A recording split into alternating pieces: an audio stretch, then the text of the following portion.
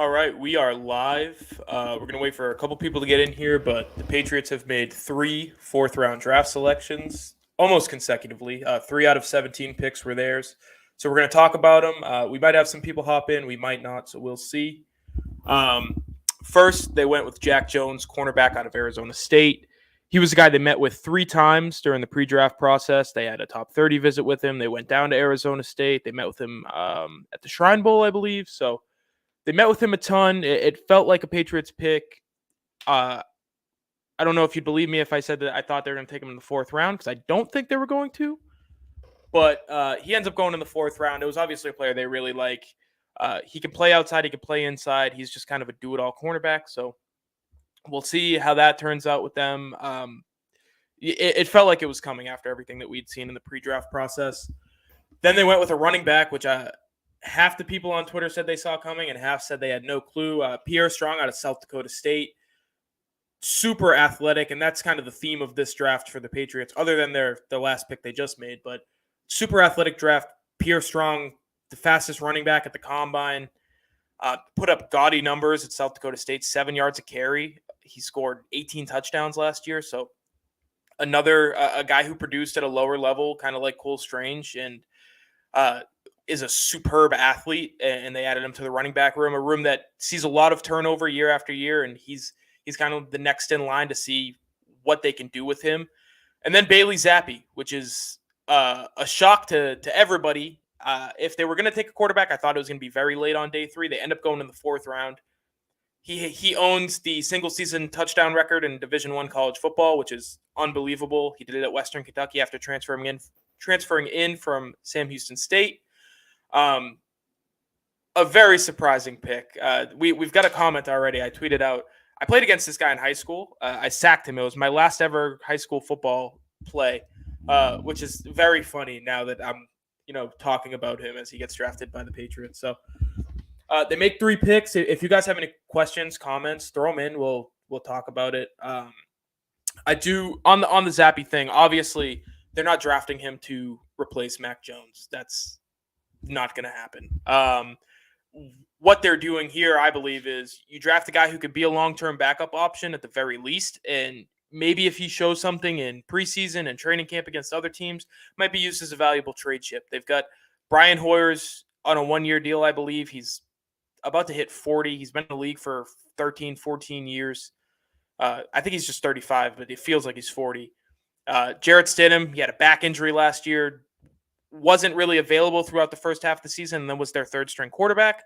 So obviously they don't look at him as a long-term option. He's going into the final year of his rookie deal as well. So maybe they can try to get something for him and then have Zappy be their long-term backup. So we'll see with that. I'm going to just answer questions from you guys since it's just me. All the speed just to let Josh Allen burn our defense again. I think with the Marcus Jones pick, the first thing I thought of was, well, Isaiah McKenzie's not going to go running past all your DBs now. So I think that's good news where you got a guy who can run in the secondary. I like that as well. Jack Jones, not a straight line speed guy, but more of a quick twitch. Maybe he can some of the smaller slot receivers in the NFL he could cover, I believe. And then on the outside, he's super scrappy. So Bailey Zappi, in terms of being a backup quarterback, everything that we've seen from the pre-draft processes, like his arm isn't the greatest in the world. It's not the strongest. He's accurate, but he knows what he's doing. You don't throw 60 touchdown passes without knowing what you're doing. He was phenomenal at Western Kentucky. He, broke the record in the bowl game. He's a good quarterback. The guy can throw it a little bit. He's just, he's not a starter. He doesn't have the size really or the athleticism, I think, to start, or the arm strength. It's kind of, he's an accuracy guy, and everything he does is based off of what he knows. So concerns about our fleet of shorter cornerbacks, does that matter? I think you need to add a bigger guy for the outside. Like J.C. Jackson, it wasn't the biggest cornerback in the world, but he had enough size to where he could compete with any wide receiver in the NFL. Like, there wasn't any 4 or 5 inch height differences. With the Patriots now, like Malcolm Butler is probably their stoutest cornerback. Terrence Mitchell's taller, but Malcolm Butler, in terms of actual build, is probably, the classic cornerback in that group. And he's about to be 30, and he's always been a smaller, scrappier guy. So I do think they should probably add another one. Maybe they're waiting for free agency after the draft where it won't count against the comp pick formula. I think that could have something to do with it. So A lot of questions still left unanswered at cornerback. Tariq Woolen's a guy that I was looking at. He's yet to be drafted unless he got drafted while I was on here. Zion McCollum is a crazy athlete. He's a bit smaller as well.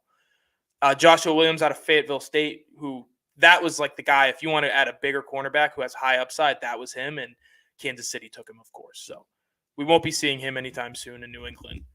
I agree with this. Absolutely. This draft has been wild but fun. Get faster and rip up every consensus sport in the media. All of our boards are trash. I know that. They last night when Matt Groh talked after the draft, he answered a question. It was just about, how does the speed that Marcus Jones and Tyquan Thornton that they bring to the table, how does that affect their roster? And he said the word speed 8 times in his answer. He was just like, or the word fast, excuse me. And he was just like, these guys are fast and we're getting fast and they're really fast. So I thought that was telling where they very clearly wanted to get faster. And we heard it from Gerard Mayo on the radio earlier in February, I believe, where he said they had to get faster on defense, which they did with Marcus Jones. And we knew they needed to get faster on offense because if they were missing one thing from that offense, it was speed. And they add the fastest wide receiver, fastest running back in the draft. So they addressed that need. And for me, all I really wanted out of this draft from a perspective of a guy who has to watch them every week was just add fun players. And they added some fun players. Bailey Zappi, we're not going to see him play very much, but he's going to be fun in training camp. People are going to fall in love with him. Strong had fumble issues, apparently. Due for one whole year of wet ball drills, I bet. I feel like all running backs they draft are due for a year of wet ball drills, even if they've never fumbled in their life. That's just a Belichick thing. If he has fumble issues, I'm sure it's going to be tough to watch if he fumbles early on in his career. I remember Sony Michel did. He fumbled like his second game in Chicago.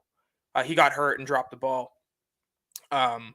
And I remember people lost their minds. He ended up being one of their most valuable players on that Super Bowl run. Like the fumble thing is a little bit overstated, I would say, but they've got depth.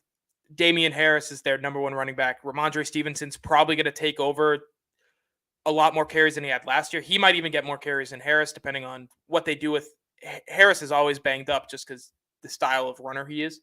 So they've got 3 legit early down options. I think Strong is more of a hybrid, like Rex Burkhead, Brandon Bolden type, where he can run the ball early, but he can also go out and catch a pass and move a little bit. He can pass protect for everything that I've seen. He just seems like a super solid player that they're going to love. Who do you think will start out of this draft class? Cole Strange is going to start. First round pick as a guard, you better start. He's going to be their starting. I would say left guard. I would assume they want Michael Onwenu opposite of Isaiah Wynn because that pairing just never worked when they tried it earlier last season. So I would assume he would be on the left side. He's absolutely going to start unless he gets hurt. Tyquan Thornton, like wide receivers, you get different wide receiver groupings every week.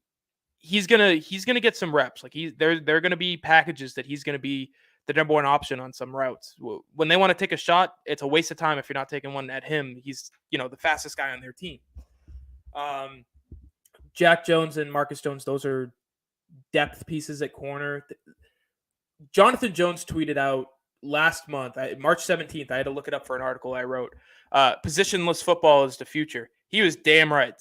Bill must have told him something because everybody that they've drafted on defense makes it sound like they're just going to roll out a bunch of DBs and match up with, whatever they feel is right. And whether that works or not, it remains to be seen. But with the guys in the safety group that they have with Devin McCourty, Kyle Duggar, Adrian Phillips, they can make up for a lot of deficiencies in front of them. So I think they're going to be all right. I wanted to see them go corner early. Like Kyer Elam, who they could have drafted but traded out in Buffalo, got him. Andrew Booth Jr., who ended up falling. Guys like that. Cam Taylor-Britt, who ended up going to Cincinnati opposite Eli Apple. That's going to be a very fun cornerback tandem to watch.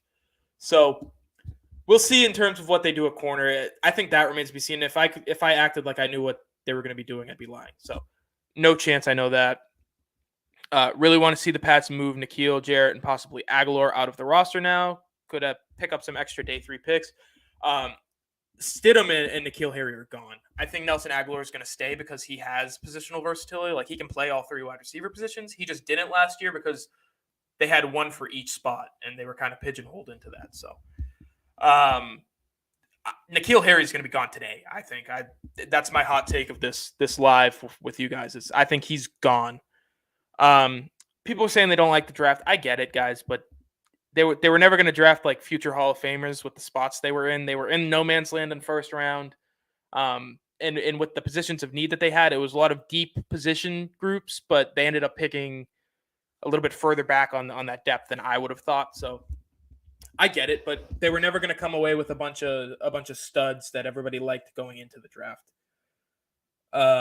How many Joneses do you think is the optimum number of Joneses? I think 14 Joneses. They need 14 Joneses on the roster. That feels right. Feels just about where they need to be. So they've got some work to do. There's probably like 20 in the draft, so they better grab a couple more because they don't have enough. Excuse me. Do we draft Matt Ariza or not? The fact that he wasn't the first punter gone is wild to me. I know he had there were some questions about his process into his punts.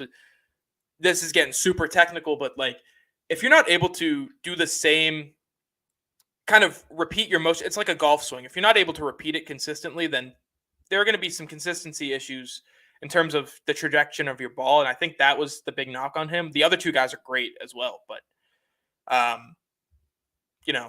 if that's what made him fall, I'm pretty surprised because he's got the strongest leg by far. He may have been drafted since I got on. I haven't really been paying attention, which is tough. It's one man show over here, but we'll go back and look. I don't believe he wasn't drafted before I got on. So, do you think Dante Scarnecchia has any insight on the Strange pick? If he did, it feels 60% better about it. If they draft somebody without consulting him, then they're doing it wrong. I would be willing to bet all of the money that I own that they talked to him about all of the offensive line prospects. And they've had him, even since he retired, work guys out. They've had no problem asking him to do stuff like that. So that's not surprising at all to me that they would have him, any offensive line prospect that they even had on their board, they wanted him to look over for them. And he feels like a Dante guy, Cole Strange. So Sam Howell just went to Washington, so that's interesting. That's a gross quarterback group, in my opinion. But we'll see.